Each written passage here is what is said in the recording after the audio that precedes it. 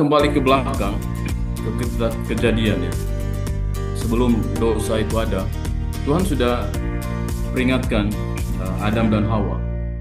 Ada ujian atau tes yang mereka harus jalani gitu. Di mana ada pohon pengetahuan baik dan jahat dan pohon kehidupan. Dan pohon pengetahuan baik dan jahat itu dilarang oleh Tuhan untuk dimakannya. Tetapi di perintah itu Tuhan bilang kalau kamu makan pohon pengetahuan baik dan jahat itu pasti kamu mati gitu. Oke. Jadi di awal Tuhan sudah bilang bahwa kalau kamu melanggar sebenarnya bukan pohonnya beracun, tetapi apa eh, pelanggaran atas perintah itu yang membuat mati itu, bukan eh, bukan buahnya yang beracun. Jadi kalau kamu makan pohon pengetahuan baik dan jahat itu kamu pasti mati. Dan akibat dari pelanggaran itu Adam dan Hawa dan kita semua akhirnya mengalami mati, ya, kematian. Dan ini yang akan kita pelajari. Dan kalau kita lihat di dalam Alkitab, rencana Tuhan adalah ingin merestore kembali keadaan yang mati ini kepada keadaan yang sebelum mati gitu. Oke. Jadi kalau awalnya Adam tidak mati karena dosa mereka harus mati, yang Tuhan ingin lakukan adalah membuat kita tidak mati sama seperti sebelum kita jatuh dalam dosa. Oke. Sebelum kita mulai, mari kita berdoa. Bapa kami di sorga, dikuduskan namamu Tuhan. Terpujilah namamu untuk kasih karunia itu besar pada masing-masing kami. Saat ini kami kembali akan mempelajari firman. Biarlah rohmu yang kudus yang mengilhami firman akan menolong kami juga untuk mengerti maksud dan rencanamu untuk kehidupan kami. Kasihlah kami roh yang berdosa ini Tuhan. Di dalam nama Yesus Kristus kami berdoa. Amin. Oke, pelajaran kita mulai akan seperti yang dibawakan oleh si Sani sebelumnya ya. Masih di dalam kitab Roma. Kali ini kita akan belajar Roma 5 dan Roma 6. Roma 5 sebagian, bagian dan Roma 6 juga. Oke. Di dalam Roma 5 ayat 12 di sana dikatakan, sebab itu sama seperti dosa telah masuk ke dalam dunia oleh satu orang dan oleh dosa itu juga maut. Demikianlah maut itu telah menjalar kepada semua orang karena semua orang telah berbuat dosa. Dan ini adalah doktrin eh, orang Kristen ya, di mana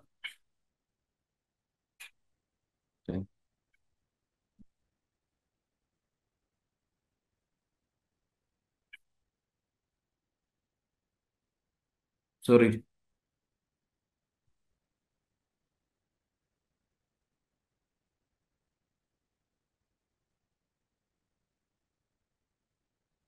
oh hilang.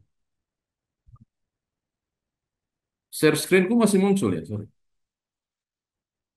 Masih kelihatan. Tapi aku nggak kelihatan. Astaga, oke. Atau coba Oh, di sorry ya close, teman-teman. close dulu aja, bro. Sepertinya nggak muncul.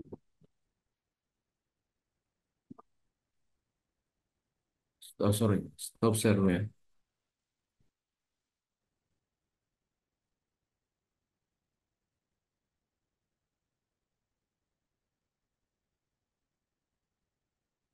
Udah ya, sorry.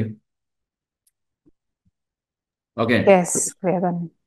Jadi seperti yang saya sudah bilang sebelumnya, bahwa oleh karena dosa Adam dan Hawa lah, satu orang yang dimaksud ini, kita juga akhirnya mengalami maut ya. Maut itu telah menjalar kepada semua orang karena semua orang telah berbuat dosa. Kira-kira ada nggak orang di dalam Zoom ini yang tidak pernah berbuat dosa? Tentunya eh, tidak ada ya. Sorry sedikit ya.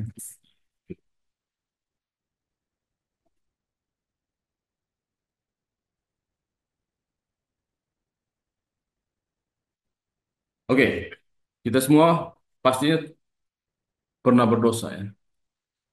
Dan mungkin pertanyaan kita, kenapa eh, dosa Adam bisa menjadi bagian dari kita. Dia yang berdosa, kita menjadi ikut berdosa pula gitu. Sepertinya tidak adil ya. Adam yang berbuat dosa, kita keturunannya menjadi kena gitu. Dan inilah yang kita sebut itu dosa warisan ya. Dosa waris itu maksudnya. Sebenarnya kalau saya tanya teman-teman, pernah nggak orang tua kita ajarkan kita berbuat dosa? Nggak pernah kan? Tapi kita udah masuk ke dalam nature-nya manusia yang pasti akan berbuat dosa. Meskipun orang tua kita tidak pernah mengajarkan kita untuk berbuat dosa atau menipu dan lain-lain. Tetapi karena kita lahir dari mal yang rusak, contohnya kita buat kue nih, mal kue itu udah penyet gitu. Kira-kira hasil dari kue yang dihasilkan dari mal yang penyet itu apa? Pasti akan ada defeknya juga kan. Dan itulah kita gitu. Kita lahir dari Adam yang ada berdosa dan natur dosanya dia juga menjadi bagian kita. Oke? Dan begitu juga ada konsekuensinya yaitu maut itu. Oke, kalau kita lanjut di ayat 18-19 di sana dikatakan sebab itu sama seperti oleh satu pelanggaran semua orang beroleh penghukuman. Oke? Jadi seperti yang saya bilang oleh karena pelanggaran Adam semua orang memperoleh penghukuman.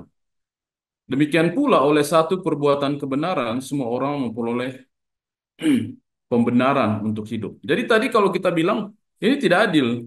Masa karena dosa Adam saya bisa apa mengalami eh, maut gitu. Tetapi yang menariknya ayat ini tidak berhenti di sini. Sama seperti oleh satu pelanggaran semua orang beroleh penghukuman. Kenapa saya ikut dihukum sementara eh, gara-gara Adam gitu.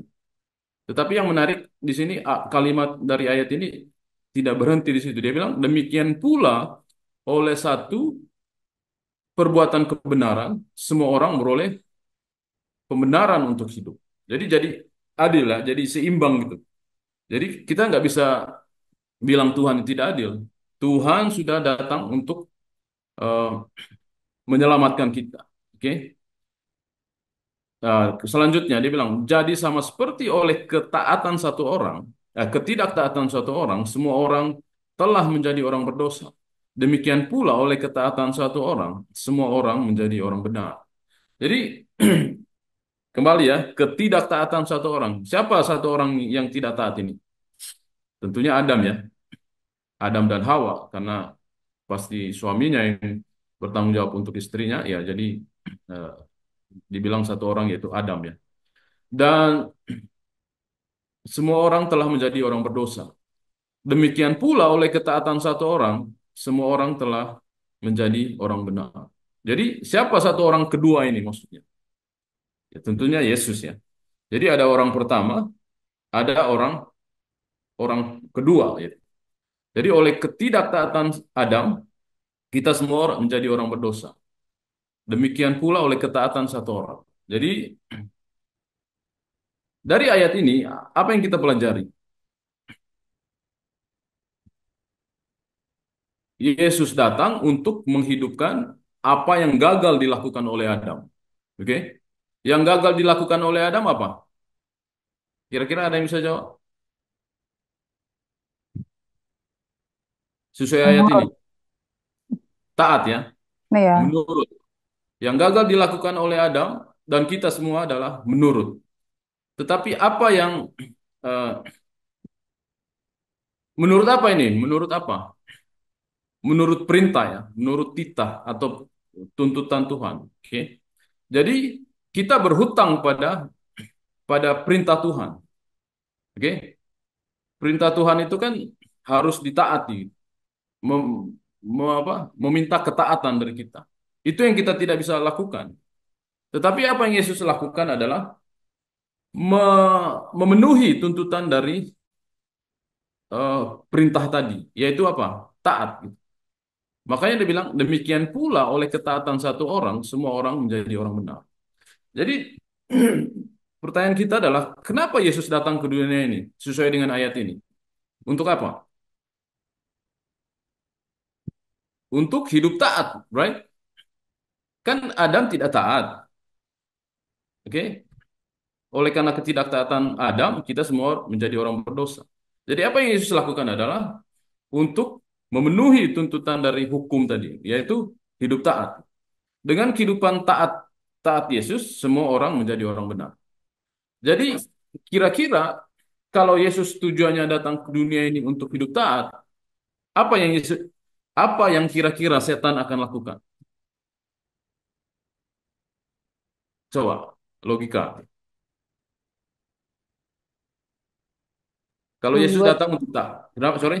supaya tidak taat. Ya, tentunya. Kalau Yesus tujuannya untuk hidup taat dengan kehidupan dengan ketaatannya kita semua menjadi orang benar, tentunya setan akan berusaha untuk membuat Yesus tidak taat, right? Kalau Yesus tidak taat, kita semua akan binasa sama seperti Adam yang tidak taat. Oke? Jadi ketika Yesus di dunia ini, kalau teman-teman baca Alkitab, banyak sekali eh, apa banyak, banyak sekali usaha dari setan untuk membuat Yesus tidak taat. Oke, kita tahu pencobaan di padang gurun ya, dan sampai-sampai pada akhirnya Yesus dituntun supaya apa? Mati di salib gitu ya. Oke, mati di salib bahkan mati sekalipun Yesus tetap hidup dalam ketaatan. Oke, kita lanjut. Ayat 6. Sekarang kita pindah ke Roma 6 ayat 3 sampai 4. Atau tidak tahukah kamu bahwa kita semua yang telah dibaptis dalam Kristus telah dibaptis dalam kematiannya. Dengan demikian kita telah dikuburkan bersama-sama dengan Dia oleh baptisan dalam kematian supaya sama seperti Kristus telah dibangkitkan dari antara orang mati oleh kemuliaan Bapa, demikian juga kita akan hidup dalam hidup yang baru. Jadi bagaimana kita dipersatukan di dalam Yesus melalui baptisan? Oke? Kalau kita lihat di dalam baptisan, khususnya baptisan selam ya, baptisan selam itu punya lambang, punya arti gitu. Karena di dalam baptisan selam kita dapat mengalami tiga hal ini ya, kematian, penguburan dan ke kebangkitan gitu. Oke, kematian, eh, kematian, kebangkitan. Kita mengalami simbol dari kematian dan hidup kembali itu. Ketika orang dicelupkan di dalam air, itu adalah lambang dari kematian. Ketika orang itu diangkat dari air, itu adalah lambang dari dari kehidupan kembali. Makanya tidak heran ketika Yesus bertemu dengan Nikodemus, Yesus bilang, kamu harus dilahirkan kembali gitu. Oke? Dilahirkan kembali. Dan ketika Yesus berbicara dengan Nikodemus, Nikodemus tidak mengerti apa yang maksudkan dilahirkan kembali. Dan nanti kita akan pelajari apakah baptisan itu hanya baptis dengan air atau ada baptisan lain gitu. Oke. Oke, kita lanjut. Roma 6 5 6 ayat 5. Sebab jika kita tidak telah menjadi satu dengan apa yang sama dengan kematiannya, kita juga akan menjadi satu dengan apa yang sama dengan kebangkitannya. Jadi kalau kita dibaptiskan sama seperti Kristus telah dibaptiskan, kita menjadi satu dengan apa yang menjadi satu dengan apa yang sama dengan kematiannya. Seperti yang saya sudah bilang tadi, ketika kita dibaptis, jadi artinya kita sudah mematikan kehidupan lama kita dan menjadi manusia yang baru. Dan makanya eh, ketika orang baru dibaptis, kita selalu bilang itu lahir kembali ya. Dan selalu ada nama baptisnya gitu. Artinya nama yang lamanya itu tidak melambangkan orang manusia yang lamanya. Oke, di dalam Roma 6 ayat 12 sampai 11 sampai 12 di sana dikatakan demikianlah hendaknya kamu memandangnya bahwa kamu telah mati bagi dosa, tetapi kamu hidup bagi Allah dalam Kristus Yesus. Sebab itu hendaklah dosa jangan berkuasa lagi di dalam tubuhmu yang fana, supaya kamu jangan lagi menuruti keinginan. Jadi se- sebelum kita menjadi hamba Tuhan, semua yang kita lakukan adalah menurut apa yang diinginkan oleh dosa gitu. Oke? Kita menjadi hamba dari dosa. Jadi kalau namanya hamba, apa yang diperintah Tuhannya pasti dia akan menurut gitu ya. Tetapi yang menariknya ketika kita keluar dari perhambaan dosa, kita justru kembali kepada menjadi hamba daripada Tuhan gitu. Hamba daripada Allah. Jadi dari hamba ke hamba. Tetapi yang menariknya adalah ketika kita menjadi hamba dosa, kita dituntun kepada kebinasaan. Tetapi ketika kita menjadi hamba Allah, kita dituntun kepada kehidupan yang kekal. Beda, meskipun kita jadi hambanya, eh, ah, meskipun sama-sama hamba, tetapi eh, akhir dari perhambaan itu beda gitu, beda konsekuensinya gitu. Ketika kita menjadi hamba dosa, kita menjadi binasa ujungnya. Ketika kita menjadi hamba Tuhan, kita justru menjadi orang merdeka, oke, memperoleh hidup yang kekal. Oke, Roma 5 6 ayat 7 8. Sebab siapa yang telah mati, ia telah bebas dari dosa.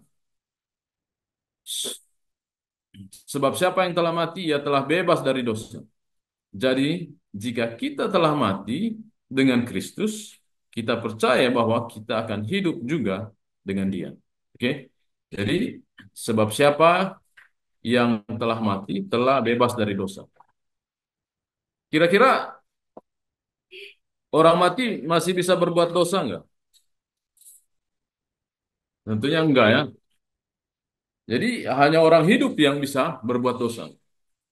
Makanya Rasul Paulus selalu bilang bahwa kita harus mematikan kedagingan kita gitu. Di dalam Markus 8:34, teman-teman bisa baca nanti. Yesus selalu bilang bahwa kamu harus menyangkal diri, memikul salib dan mengikuti mengikuti aku. Jadi kira-kira ada nggak orang-orang yang memikul salib tetapi tidak mati gitu? Contohnya Yesus dan ada dua orang bersama Yesus kan? Ada nggak salah satu dari tiga itu nggak ada yang mati? Jadi semua orang yang memikul salib pasti mati. Oke? Semua orang yang memikul salib pasti mati. Makanya Yesus bilang, kamu jika kamu mau mengikuti aku, kamu harus menyangkal dirimu dan memikul salib. Jadi kita harus eh, mati dan maka kita akan bebas dari dosa. Oke? Jadi jika kita telah mati dengan Kristus, kita percaya bahwa kita akan hidup juga dengan Dia. Ingat di Kejadian 2 ayat 17 tadi saya mention di awal bahwa ketika Tuhan bilang, kalau kamu makan, kamu pasti mati. Oke? Sekarang eh, di Kejadian 2:17 Tuhan melarang mereka supaya jangan makan, supaya jangan mati kan? Sekarang udah di reverse. Ingat nggak? Kamu harus mati supaya kamu hidup. Sementara di Kejadian 2:17 kamu makan, kamu mati gitu. Oke? Sekarang Tuhan bilang kamu mati. Supaya kamu hidup, kamu harus mati. Jadi terbalik ya. Sebelumnya Tuhan bilang kamu eh, jangan kalau kamu makan kamu mati. Sekarang ketika kita sudah di dalam dosa, Tuhan bilang kamu harus mati supaya kamu hidup. Oke? Tentunya mati dalam konotasi yang lain ya. Mematikan seperti yang judul kita tadi ya. Oke. Roma 6 ayat 12, 11 12. Oh, udah tadi ini, sorry. Ayat 13. Dan janganlah kamu menyerahkan anggota-anggota tubuhmu kepada dosa untuk dipakai sebagai senjata kelaliman. Tetapi, eh, tetapi serahkanlah dirimu kepada Allah sebagai orang-orang yang dahulu mati, tetapi sekarang hidup. dan serahkanlah anggota-anggota tubuhmu kepada Allah untuk menjadi senjata-senjata kebenaran. Jadi inilah bukti dari pertobatan ya. Kita bisa lihat daripada kehidupan Rasul Paulus ya.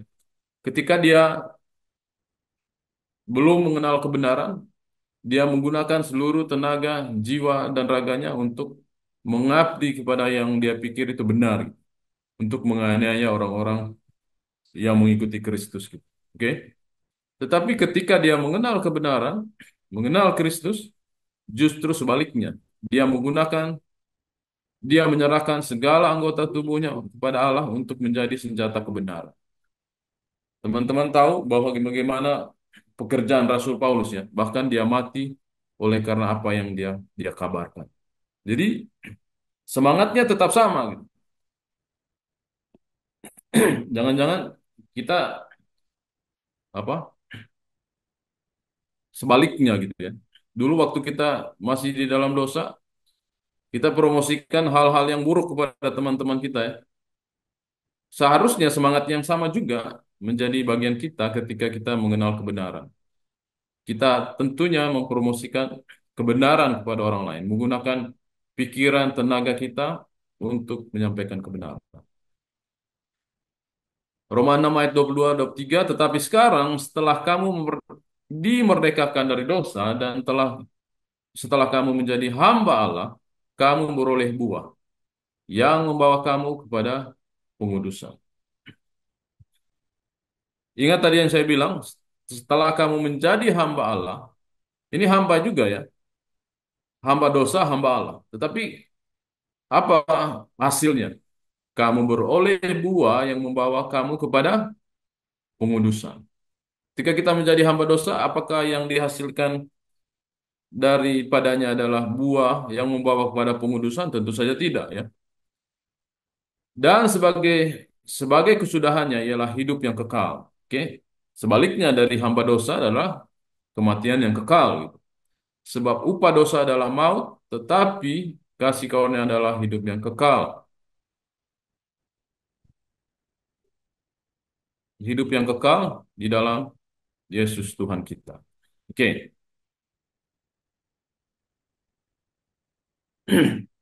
Oke, kita uh, lihat tadi ya, ingat memperoleh buah, oke? Saya garis bawahi memperoleh buah. Beroleh buah, nanti kita akan lihat bagaimana pernyataan Yesus supaya kita bisa memperoleh buah. Yohanes 8 ayat 34, kata Yesus kepada mereka, "Aku berkata kepadamu, sesungguhnya setiap orang yang berbuat dosa adalah hamba dosa." Oke? Dan hamba tidak tetap tinggal di dalam rumah, tetapi anak tetap tinggal di dalam rumah. Oke? Jadi, apabila anak itu memerdekakan kamu, kamu pun benar-benar merdeka. Jadi, ketika kita sudah dimerdekakan oleh Tuhan, oleh Yesus, pasti kita akan benar-benar merdeka. Artinya, kita harus meninggalkan semua perhambaan oleh dosa itu sendiri. Oke? Ingat, eh, ingat kalimat kata ini ya, memerdekakan. Apa maksudnya memerdekakan?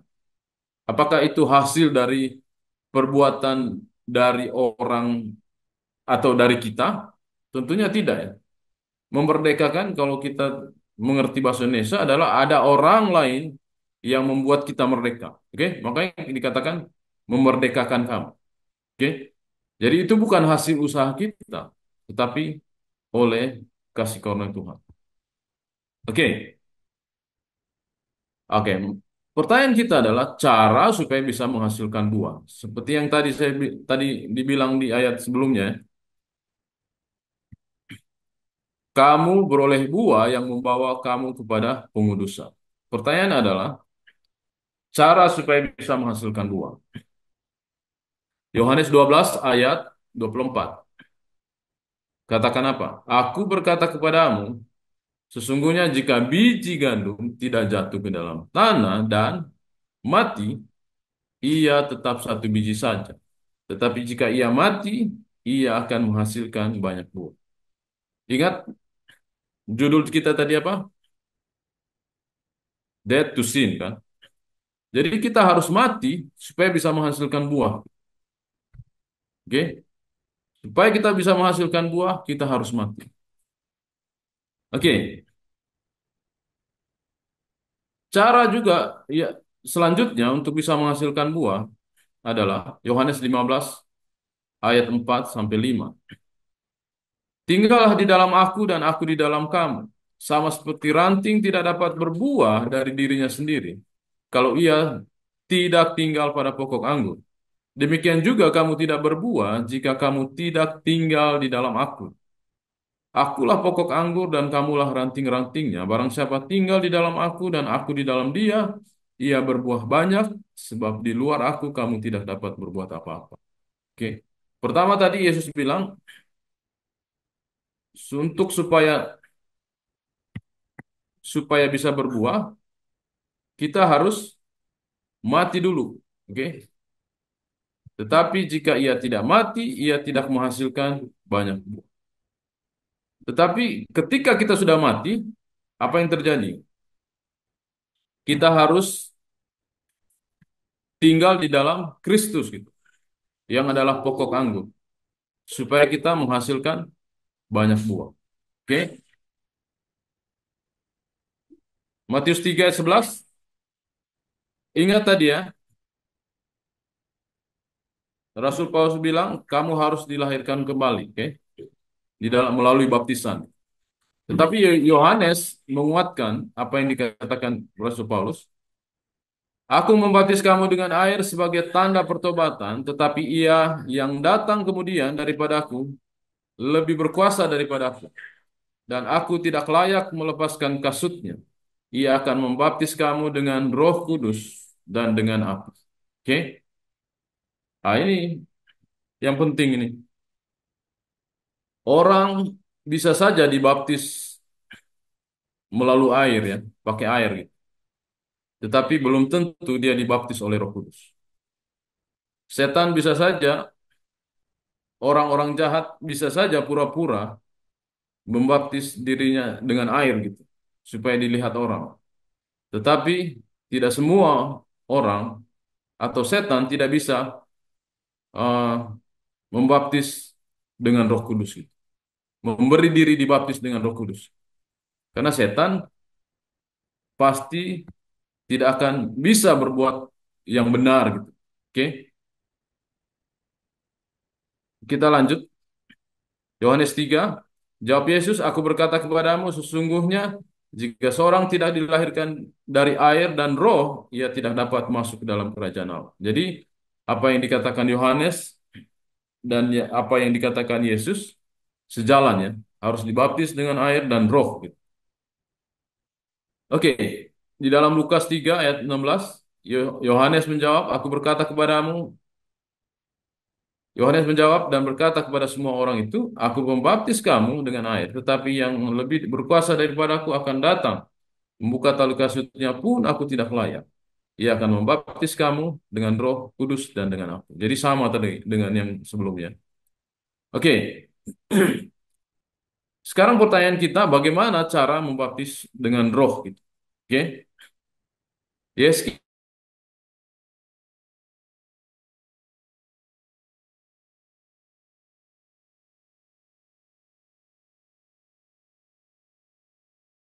hati yang baru dan roh yang baru di dalam batin.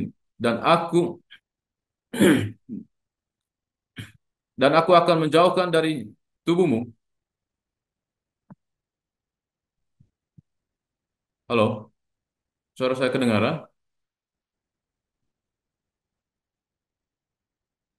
Halo,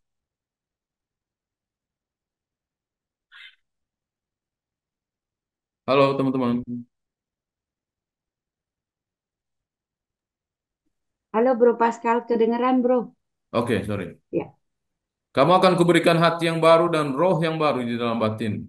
Dan aku akan menjauhkan dari tubuhmu hati yang keras. Dan kuberikan kepadamu hati yang taat. Rohku akan kuberikan diam di dalam batin. Dan aku akan membuat kamu hidup menurut segala ketetapanku. dan tetap berpegang pada peraturan-peraturan. Jadi bagaimana caranya orang dibaptis oleh Roh Kudus? Mereka harus membiarkan Roh Kudus tinggal di dalam hatinya. Oke? Jadi Tuhan ingin sekali memberikan kita hati yang baru tadi, roh yang baru gitu. Tetapi masalahnya adalah apakah kita mau menerimanya? Apakah kita mau menerima roh roh yang baru dan hati yang baru tadi? Permasalahan dari kita adalah kita masih mencintai hati yang lama kita itu, hati yang keras. Oke, kita masih mencintai hati yang keras. In order to put a new heart, kita harus melepaskan hati yang lama dulu. Oke, jadi hati yang keras ini tidak bisa bersandingan, tidak bisa tinggal berbarengan. Jadi ini sebuah operasi surgery yang sangat besar ya. Karena harus melepaskan hati yang keras ini diganti dengan hati yang baru ini. Oke. Tetapi masalahnya Tuhan ingin sekali memberikan hati yang baru dan roh yang baru. Tapi masalahnya kepada kita, apakah kita mau melepaskan hati yang keras? Bisa nggak sis Dita saya operasi, tetapi sis Dita nggak mau dioperasi? Akan susah operasinya. Kalau sis Dita bilang, saya nggak mau dioperasi. Saya mau saya mau pakai jantung saya yang rusak ini gitu. Sementara jantung yang rusak ini tidak akan membuat kita hidup lama, gitu, contohnya. Tetapi supaya bisa sembuh ya harus dioperasi gitu. Tetapi ini yang Tuhan ingin lakukan. Ayat 27, rohku ini hasil dari kalau kita membiarkan hati yang baru dan roh yang baru ini tinggal di dalam kita. Rohku akan kuberikan diam di dalam batin dan aku akan membuat kamu hidup menurut segala ketetapan. Ingat tadi ya, Adam tidak gagal menurut. Oke? Sekarang Tuhan memberikan rohnya kepada kita. Tetapi yang kita perlu lakukan adalah menerimanya. Apa yang dilakukan roh itu kepada kita ketika kita membiarkan roh itu hidup di dalam kita, roh itu akan membuat kita hidup menurut segala ketetapan. Roh itu akan menyanggupkan kita untuk taat gitu. Oke? Jadi bukan kita yang jago-jago untuk taat. Tuhan yang sanggupkan kita untuk taat dan tetap berpegang pada peraturan-peraturannya dan melakukannya. Jadi bukan kita yang apa? Yang jago, tetapi Tuhan yang jago. Makanya ketika roh itu tinggal di dalam kita, 1 Korintus 13 menjadi kenyataan, yaitu kita akan menghasilkan buah-buah buah-buah roh. Right? Itu bukan buah-buah yang dihasilkan oleh kita, tetapi ketika roh itu tinggal di dalam kita, maka yang dihasilkan adalah buah-buah roh. Makanya Rasul Paulus ketika dia bertobat, dia bilang apa? Bukan lagi aku yang hidup, tetapi Kristus yang hidup di dalam aku. Oke? Jadi dia sadar sekali gitu bahwa bukan usaha dia itu, tapi Kristus. Berapa lama kita melakukannya? Oke? Berapa lama kita melakukannya? Dibaptis dengan roh itu. Kolose 3 ayat 9, jangan lagi kamu saling mendustai karena kamu telah menanggalkan manusia lama serta kelakuannya dan telah mengenakan manusia baru yang terus-menerus diperbaharui untuk memperoleh pengetahuan yang benar menurut gambar Khalik. Jadi kehidupan di dalam roh itu terus-menerus diperbaharui. Bukan sekali kali apa sehari semalam ya, tetapi seumur hidup gitu. Terus-menerus diperbaharui untuk memperoleh pengetahuan yang benar menurut gambar Khalik. Jadi gambar Khalik ini yang sedang di-restore oleh Tuhan kepada kita. Karena ketika Adam dan Hawa jatuh, gambar ini hilang dari mereka. Gambar ini yang hilang dari manusia. Jadi yes, Tuhan ingin merestore kembali image-nya di dalam kita. Oke. Bagaimana cara kita melakukannya selanjutnya? Karena kita mempunyai banyak saksi. Sebagaimana awan yang mengelilingi kita. Ini di Ibrani 12 ya, sorry. Ini di Ibrani 12, kalau teman-teman baca. Karena kita mempunyai banyak saksi bagaimana awan yang mengelilingi kita. Marilah kita menanggalkan semua beban dosa yang begitu merintangi kita.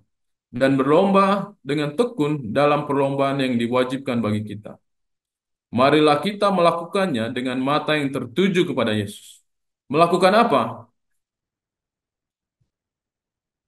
Apa yang dimaksudkan dengan melakukannya di ayat 2 ini? Marilah kita menanggalkan semua beban dosa.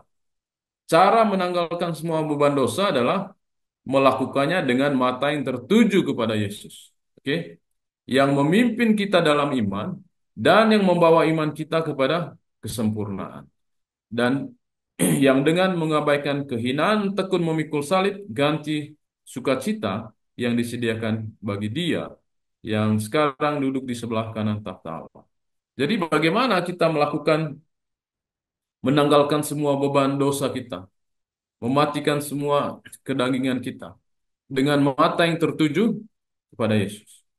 Kalau teman-teman ingat di zaman Musa dulu ya, orang-orang Israel memberontak kepada Tuhan dan mereka dipagut oleh ular ya. Dan Tuhan menyuruh Musa untuk membuat membuat patung dari tembaga gitu. Dan semua orang yang memandang patung tembaga itu akan sembuh. Jadi analogi yang sama yang digunakan Yesus ya ketika dia berbicara di Yohanes 3 berbicara dengan Nikodemus. Ketika Yesus ditinggikan, Yesus bilang,